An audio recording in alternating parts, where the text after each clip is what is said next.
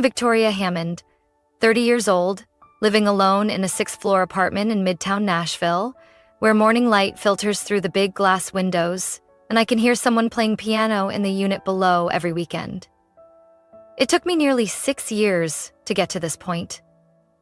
No help from anyone, just extra shifts, instant noodles for dinner, and nights I passed out on my desk. And yet, in one single sentence, everything I'd worked so hard to build was toppled. Like a glass of red wine spilled across a white tablecloth. The Hammond family dinners happened like clockwork, the first Sunday of every month in a cream-colored 2-story home in Franklin, where my parents had lived for 35 years. I arrived 10 minutes late, on purpose. It was the small act of resistance I allowed myself, a silent protest that I wasn't the obedient daughter who nodded at everything anymore. My father, Edward, opened the door and gave me a limp hug like it was a formality. My mother, Linda, was bustling in the kitchen with her signature roast, while my younger sister, Sophie, was already sunk into the sofa, scrolling on her phone like nobody else existed. She's 27, beautiful, charming, and always arrives at family events with a fresh crisis. She was heartbroken over a fiancé she'd known for less than a year. "Victoria, take a seat. I just reheated the roast," she said without looking up. I nodded and walked into the dining room. Fresh tablecloth, glasses, lined up perfectly. It all looked staged, like a play. And I had a feeling tonight's script had already been written. We'd been eating for about 20 minutes when my father set down his utensils and cleared his throat, the unspoken family signal that something was about to be announced. And it was rarely something I wanted to hear. "Sophie needs a temporary place to stay," he began, in the same tone he used when reading the stock report. "We talked it over. She'll be moving into your apartment for a while." I nearly stabbed my own hand with my fork. "Excuse me?" I slowly set my glass down. "My apartment?" "Yes, it has 2 bedrooms, my mother added, pouring more wine for my dad. "And you're always traveling for work. That office of yours is going to waste." "No one thought to ask me?" I asked, trying to keep my tone even, though my throat was beginning to burn. Sophie looked up and gave a smirking smile. "I just need a few months. Just until I get my life sorted out. It's cramped at Mom and Dad's, and your place is perfect. It makes total sense." She said it makes sense, like she was pitching a campaign strategy, not invading someone's personal life. I let out a thin, humorless laugh. If I could have seen my reflection, I think I would have looked cracked. "My office isn't for rent, and I don't recall agreeing to any of this." My father sighed. My mother opened her calendar. "We'll move Sophie in next Saturday. Your dad borrowed Uncle Frank's truck. We'll set up the queen bed from the garage in her room." It felt like watching a movie I didn't audition for. Everything was already cast, rehearsed, and staged. Except the lead character, the one who actually owned the apartment, hadn't even been asked. I set my utensils down. "I don't agree to this." "Victoria," my mother said in a low voice, "this is family. Families help each other." "Oh? Then why not let Sophie sleep in your living room or stay in Aunt Carol's basement apartment? Or rent her own place, like I did 10 years ago, when you told me to grow up and be independent." The silence that followed was suffocating. Sophie scoffed, leaning back in her chair. "Wow, you don't have to be so dramatic." I glanced at her, then at my parents. "This is the apartment I bought with my own money. It's not a guest house. It's not shared property." "You're overreacting," my father muttered. "You're making a big deal out of nothing. It's only temporary." I stood, pushing my chair back.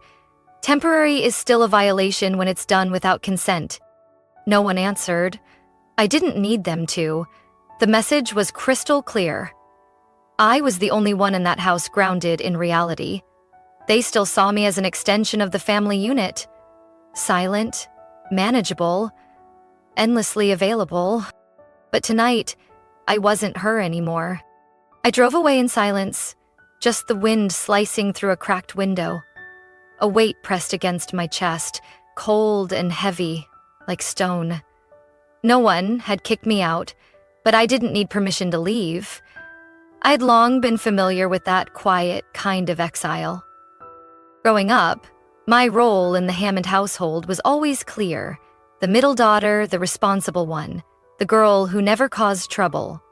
No one had to say it. I was expected to stay quiet, stay helpful, stay out of the way. I patched my own clothes in middle school, filled out scholarship forms on my own, called job hotlines after my allowance was cut because I was too old to expect handouts. My sister Vanessa, now 34, was the painting that hung in the center of the living room. She studied interior design, changed majors 3 times, took a year off to find creative clarity, and still got a graduation party at a resort near Charleston. I remember standing backstage at that event, checking the microphones and pinning up photo collages. Vanessa just had to smile. Everything else, leave it to Victoria. Now she lives in Austin in a 2-bedroom condo my parents bought in their name. Her work is erratic. Boyfriends come and go, but each time she stumbles, the family rushes in like she's a fallen Olympian.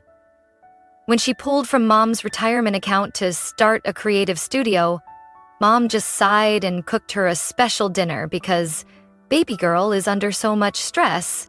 Then there's my brother Troy, 24. Still hasn't finished college despite switching schools 3 times.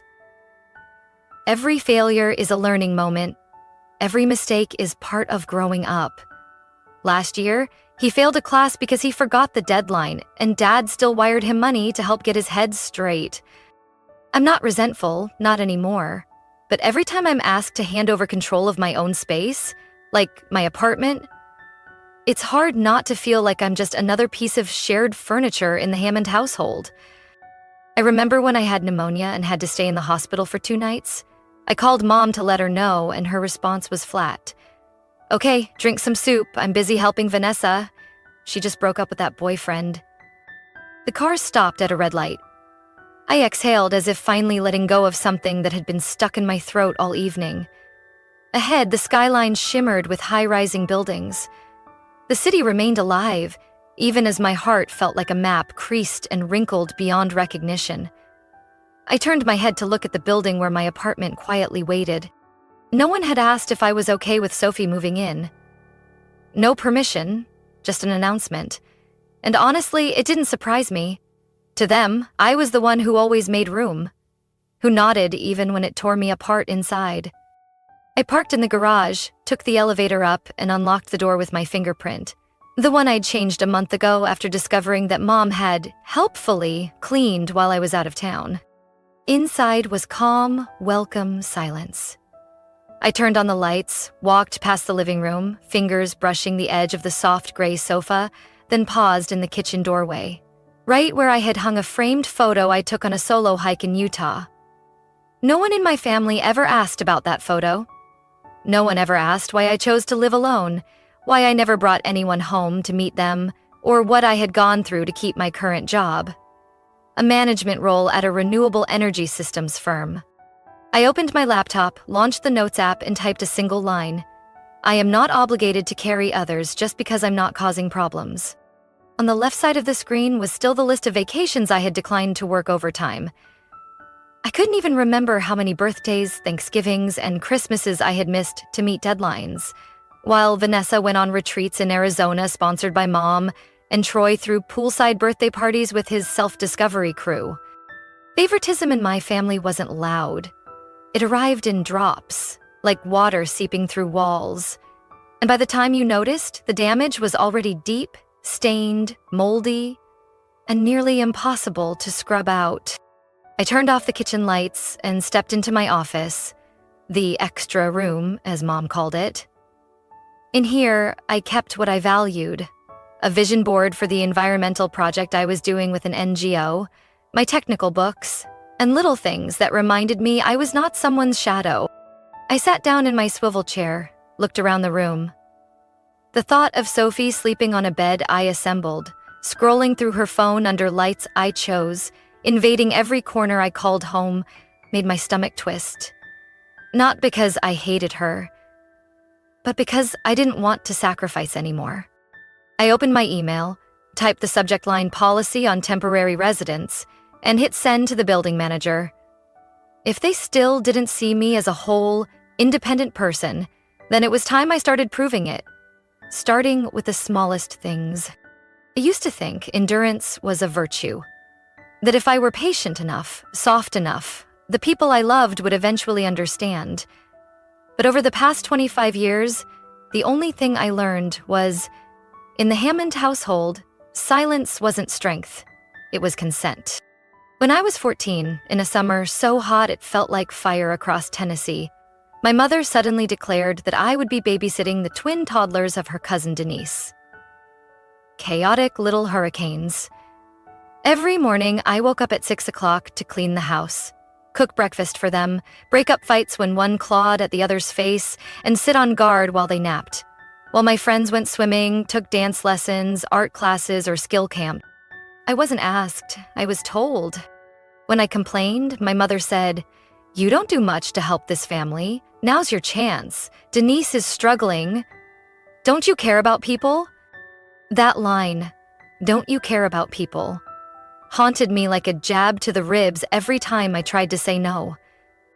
In college, I earned a full scholarship to the University of Minnesota. I was so overjoyed I sobbed in the library bathroom when I got the letter. But 1 week later, Mom handed me a printed email from Aunt Sandra, a relative I could barely picture, asking if her daughter could stay with me while she interned in Nashville. My off-campus rental had an old bunk bed, one desk, and a broken chair I had propped up with books. Still, I was told to share for the sake of family. That year, I slept on the floor in a sleeping bag while Sandra's daughter took my bed, used my things, complained about my spaghetti, and brought her new boyfriend over for giggly midnight visits. I pushed back, once. My mom called that very night, voice cold as ice. "Victoria, you're living off a scholarship and the goodwill of others. Don't let people think you're petty and selfish. It's just one short summer. Don't be dramatic." 1 summer, 3 months, 92 days of feeling like a guest in my own space. But they called it an opportunity to share. They called it family compassion. I learned how to be quiet, learned to wait for others to eat before serving myself, learned to nod through family meetings where I was never consulted, learned to shrink so Vanessa could shine and Troy could fall apart and still be caught. And then it became habit, like walking into a crowded room where every spotlight shines on someone else, and convincing yourself to stand in the shadows because you've forgotten you deserve to step into the light too. This apartment is the first place I haven't had to share with anyone. Every corner was my decision, every decoration bought with real savings. No handouts, no applause, no resistance. So when Mom said that office is just going to waste, my entire body clenched. Not because they didn't understand, but because they didn't care. To them, my space was still up for grabs, as long as the excuse sounded reasonable. I remembered when Troy shattered someone's car window playing ball in a parking lot. My parents apologized for him. When Vanessa lost her apartment deposit in Austin because she spent it on vintage furniture, everyone called it an unfortunate misstep. But when I refused to host a cousin for 2 weeks last year because I was leading a confidential project, Mom said I was unnecessarily cold. Every time I set a boundary, I was labeled heartless. Every time I said no, I was told I lacked compassion. Every time I chose myself, I was accused of betraying family values. When I vented to Katie, my best friend since high school, now a lawyer in Atlanta, she sighed so long it sounded like steam escaping a pipe. "Vic, your family doesn't see your interpersonal space as lines. They see them as unlocked doors. I used to believe that family is forever. But now I know, only what is respected lasts. A house without walls or locks becomes a public rest stop, and a person without control over their own life will always live by someone else's script." I turned off the lights, pulled out my phone, opened notes, and typed, "From now on, no one enters my space without knocking. When I walked into Dr. Hadley's office, it was lightly raining in Nashville. Not enough to soak a jacket, but enough to make you want to stay indoors. Her office was on the third floor of an old building near Centennial Park, with dark wood floors and abstract paintings on the walls. Not bland like a typical doctor's office, but not cozy enough to lower your guard either. "Victoria!" Her voice called out just as I shut the door. Firm, no hesitation. I nodded, sitting on the leather chair. It took me a few seconds to find a way to begin. Not because I didn't have anything to say, because I wasn't used to someone actually wanting to hear it.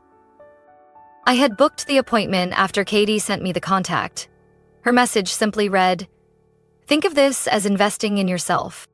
I gave a brief summary about my family, nothing long, just the essentials. When I got to the part about my parents deciding my sister would move into my apartment without asking me, Dr. Hadley set down her pen, leaned back, and locked eyes with me. "And when you pushed back, what did they say?" I let out a dry laugh. That I was making a big deal? That I was being selfish? She nodded, not surprised. "Do you often use the word endure to describe how you live?" I said nothing. That question didn't need an answer. The answer lived in every choice I made to step back. Every dinner where I bit my tongue. Every room I left so someone else could walk in. After that first session, I didn't feel enlightened or lighter. But on the way home, I drove slower. For the first time in weeks, I let the rain soak into my hair as I turned into my favorite coffee shop. No umbrella. No dodging. The next day, my mom called. I declined the call. A small action, but it tightened my chest like I was betraying someone. I placed the phone face down on the kitchen counter, made myself a cup of peppermint tea, and turned on a jazz playlist. On Thursday evening, I got an email from my dad. "Can you handle Thanksgiving prep like last year? Everyone's looking forward to your mashed potatoes." I stared at the line, my hand frozen on the mouse. Last year, I had worked 12-hour days the week before, then spent all of Wednesday night peeling potatoes, basting the turkey, and setting the table, while everyone else drank wine and argued about politics in the living room. I typed out a reply, slowly, clearly. "I won't be hosting Thanksgiving this year. I need to rest and focus on myself. Hope everyone has a lovely gathering." No explanation. No apology. Just a decision. The moment I hit send, my heart sped up. I placed a hand on my chest, feeling the thump against my palm. But unlike before, the anxious buzz didn't spiral. It felt like a necessary physical reaction, like the burn after climbing a long staircase. Your body aches, but your mind is clearer. My mom didn't call right away, but the next day Vanessa texted, "Mom's really upset. I don't get what's going on with you anymore. You really can't help for just one day." I didn't reply. Katie came over Saturday night.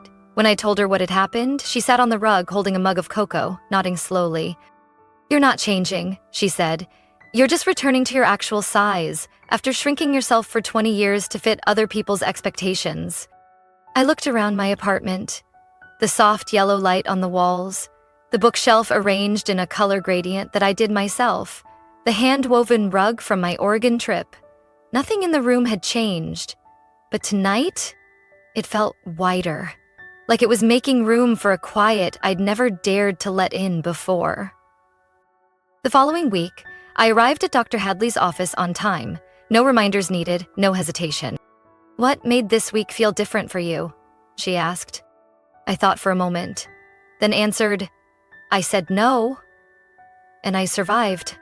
She smiled gently, like someone hearing a sprout had finally reached sunlight. On the way home, I rolled down the window, letting the breeze rush in. City lights blinked like exclamation marks of change. I didn't know how far I'd go, but at least now, I was the one driving. No longer riding shotgun in someone else's life. I sat in front of my laptop for nearly an hour, rereading the lease agreement. The clause I was looking for was in section 5.3, printed in fine text. Any long-term guest exceeding 14 consecutive days or 21 non-consecutive days within 6 months must have written consent from management.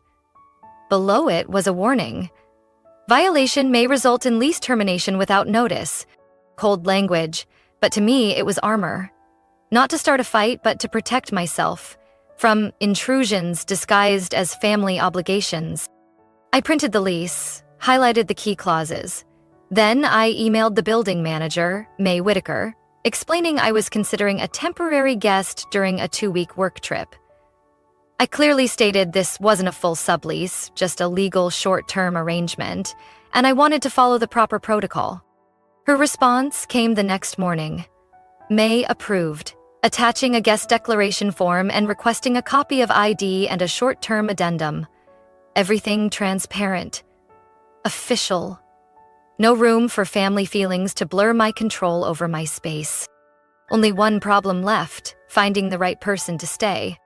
I thought of Ben from the engineering team. Nice guy, but messy. Lisa had a dog. Not a fit. Then I remembered Mason, the project lead I'd worked with in Charlotte. He had just announced his apartment was undergoing plumbing repairs, and he needed a place to crash for a few weeks. Everyone at work knew he'd been looking for a temporary solution. I texted, Mason, if you still need a short-term place, I have an apartment open for 2 weeks. Need someone to house sit. Legal temp agreement can be arranged. Less than 20 minutes later, he called, voice steady, slightly relieved. I really appreciate this. Should we meet in person? Yes. Tonight at 6. I'll have the paperwork ready. The meeting went smoothly. Mason arrived on time, dressed neat, carrying a copy of his ID and signed the draft agreement I had prepared. I explained the situation. The family boundary part was summarized as private issue requiring peace and discretion. He nodded, understanding. No questions asked. You just need to keep the place as it is when I leave. No one gets in without a key. No need to explain if anyone knocks. Just say you're the authorized guest, with a valid agreement. Not a problem, Mason smiled, placing a firm signature on the contract. I scanned the file, emailed it to May along with Mason's ID and a clear check-in/out schedule. Fully compliant. No loopholes left for any surprise. Family plans. Then I installed a small camera in the living room, aimed at the front door. The device had motion alerts and live feed access through an app. Not to monitor Mason. I trusted him. But to protect against those named Hammond who still believed they had default access to my life. 3 days later, her mom sent a text. Your dad has rented the moving truck for Saturday. Sophie is picking out curtains. Get the room ready. No question mark? No, would that be okay? I didn't reply. I just sent a single message to Mason. Family may show up unannounced, stick to what we agreed. He responded with a got it emoji, adding, if needed, I've got strong coffee and an engineer's patience. Friday evening, I packed up anything valuable, camera, personal documents, a few small pieces of jewelry. I stored them temporarily in my company's locker, double locked. Then I drove out to the coast and rented a small room near Rosemary Beach, where no one knew my name and the waves hit hard enough to clear the static in my mind. Saturday morning when I turned on my phone, the camera had flagged 3 motion alerts. I opened the feed. The first clip showed my dad knocking on the door. Beside him, Mom held a large plastic bin. Behind them stood Sophie, arms crossed, oversized sunglasses in place. The second clip captured the door opening. Mason stood inside, white t-shirt, jeans, hair slightly tousled. He didn't step out. He said something that made my dad's eyes widen. My mom began pointing toward the door. Sophie stepped back and pulled out her phone to call someone. The last clip showed Mason holding up the signed agreement, pointing to the line with his name printed on it. A building security guard appeared. After a brief conversation, my family left. Their faces weren't fully visible on camera, but their stiff posture and the way Mom's hand clenched the purse strap said everything. I took a deep breath, saved the footage to my personal archive, and closed the app. The next morning, my phone lit up with unread notifications. 6 missed calls from Mom, 5 from Dad, a stream of messages from Sophie, each one long enough to pass for a short novel, only differing in tone, from gentle to sharp. Mom's first line, "Victoria, you can't be serious with this. I feel completely betrayed." Followed by a photo of Sophie standing in front of the moving truck, face flushed, with the caption, "This is how you treat your sister?" Dad's message was shorter but heavier. "You're shaming the entire family. Call me, immediately." I exhaled slowly, set the phone down on the hotel's granite counter, then stepped out onto the balcony. The sea air was cold, but far more bearable than the guilt-laced demands coming from my device. An hour later, I checked the apartment's security feed. Mason was in the living room, reading a book, feet propped on the coffee table. Outside in the hallway, my parents had returned with the building manager. There was no audio, but Mom's expression didn't need sound. Her lips were tightly pressed, eyes squinting, hand gesturing repeatedly toward the door. Mason opened it halfway and presented the sublease contract. The manager skimmed a few lines and nodded. Linda turned around, pulled out her phone, and muttered something under her breath with tight-lipped resolve. As the footage ended, she was walking down the hallway, her fingers gripping her purse strap until they turned white. My phone rang. Sophie. I let it ring. 15 seconds. 20. When the screen finally went dark, I unlocked it and read her next message. "I have nowhere to sleep tonight. Mom is crying. Dad is furious. I just need a little help. Is that really so hard to understand?" No real question, just a demand wrapped in hurt feelings. An hour later, my mom sent a 2-screen-length message that began with, "Do you remember when you had that fever at age 3, and I stayed up all night sponging you down?" And ended with, "Now you lock a stranger in your home just to throw your own blood family out?"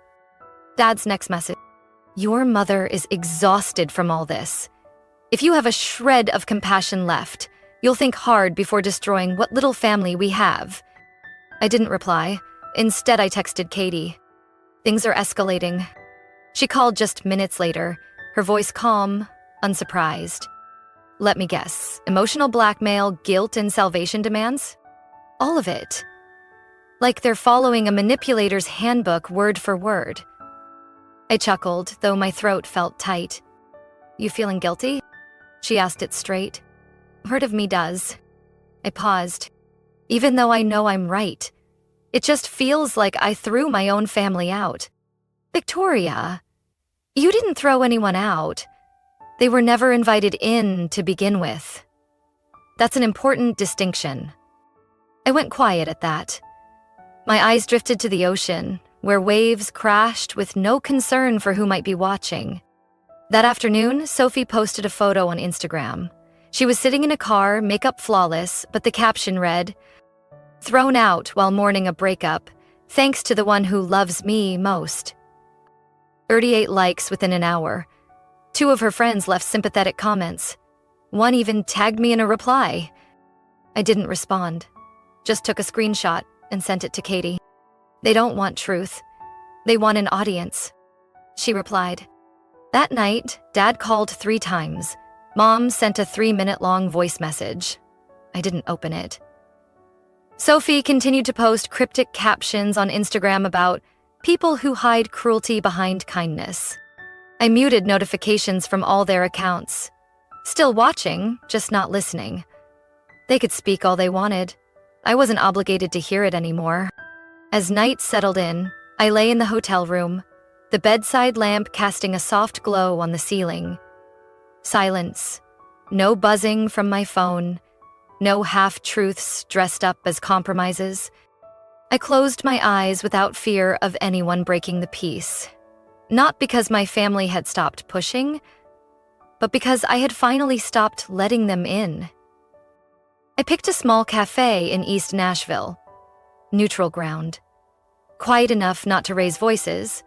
Far enough from home that no one could claim it as familiar territory. I arrived 15 minutes early, ordered a cappuccino, and placed my phone face down on the table, a quiet signal to myself. Stay calm. Don't fall back into old roles. My parents arrived at the same time, carrying nothing but solemn expressions. Mom wore the blue wool coat I had once given her for her birthday. It now looked like it belonged to a stranger. Dad was dressed in his usual crisp suit, dark tie, walking with the urgency of someone heading into an important meeting. Sophie showed up a few minutes later, holding a matcha drink, slowing down when she saw me. She wore no makeup, her hair was tied back neatly, and her eyes looked uncertain. Nothing like the polished version of herself she posted on Instagram. I didn't stand up, just nodded as they sat. No one spoke first, no hugs, not a single greeting. I waited one more breath before I began. I didn't invite everyone here to argue. I came to say things that should have been said a long time ago. My dad raised an eyebrow, arms crossed. My mom adjusted her scarf. Sophie stared at the table. It's the fact that you decided Sophie would move into my apartment without asking me crossed a line. It wasn't just disrespectful. It completely dismissed my right to choose. My mom frowned. You live alone. The apartment has a spare room. Sophie needed a place to stay. Isn't that reasonable? Reasonable to who? I kept my tone even. I wasn't asked. I was told. Like always. My dad cut in, his voice low but tight. You're blowing this out of proportion. This is a family matter, not a property dispute. I turned the coffee cup in my hands. Dad, family doesn't mean you get to walk into someone's life without knocking. I've allowed it for too long. I've said yes when asked to sacrifice, but no one ever stopped to ask whether I wanted to or not. Sophie shifted slightly, eyes downcast. I thought you agreed. Mom said you were busy, so you didn't have time to respond. I looked at her. Sophie, did you ever call to ask me directly? Or did you just listen and believe? Because that was easier. Silence stretched for several seconds. My mom clenched her hands. We're pointing fingers instead of finding solutions. I think the best thing would be... Mom, I've been the solution since middle school. From babysitting cousins to giving up my bed to handling college finances on my own while you two paid for the youngest to study film in LA, which he later dropped out of. I've never been seen as someone with limits. My dad's shoulders dropped, the wrinkle between his brows deepened. Maybe we got too used to you handling it. But that doesn't mean we meant to. I nodded slightly. The thing is, intentional or not, the hurt still exists. And I can't keep carrying the burden just because people assume I can. Sophie looked up, her gaze slower than when she'd first walked in. I'm really sorry. I shouldn't have relied on what they said without checking with you. I just figured, like always, you'd say yes. But I realize I've gotten too comfortable being prioritized without responsibility. I looked at her, a little surprised that the admission came from someone who rarely backed down. My mom exhaled, her voice softening. I didn't think it would go this far. I just wanted you two to be close. I was wrong not to ask, but I was afraid you'd say no if I did. So you chose to force it. She didn't answer, but her eyes dropped to the floor, fingers spinning her wedding ring. A gesture she only did when flustered. My dad broke the tension, speaking in a tone lower than usual. Maybe we need to rethink how this family treats one another, from Sophie moving in to how we've imposed things on you without consideration. I sat quietly. Something in me loosened, not forgiveness, but space to breathe. I'm not rebelling. I'm protecting boundaries. The kind of boundaries I should have been taught, not ignored while silently holding this family up. My parents didn't respond. But the silence was different this time. Not cold. Just listening. Sophie pressed her lips together, then pulled a printed sheet from her jacket. A list of rental listings. She slid it toward our parents. I'm going to view this place tomorrow afternoon. If you two are okay helping with the deposit. My dad nodded. My mom gave a slight nod. I looked at the paper, then at my sister. If you need advice, don't hesitate to ask. But don't expect anyone to carry you. You can start over, but you have to do it standing on your own. Sophie gave a small smile. I'm trying. Really. We stood up after more than an hour. No hugs, no tears, But when I stepped out of the cafe, the feeling behind me wasn't pressure, it was space. Clear, defined space. Not so close that I couldn't breathe, but not so far that we'd lose each other forever. 3 weeks after the cafe meeting, Sophie sent a text with a photo of a small apartment in the Berry Hill neighborhood. White walls, sliding windows facing a backyard. In the picture, she stood in the middle of the living room, holding a key in the air. Her face wore no makeup, just an honest smile. I signed the lease myself. Mom still helped a bit with the deposit, but this time, it's in my name. Thanks for pushing me to grow up at the right moment. I stared at the message for a while before replying. Proud of you.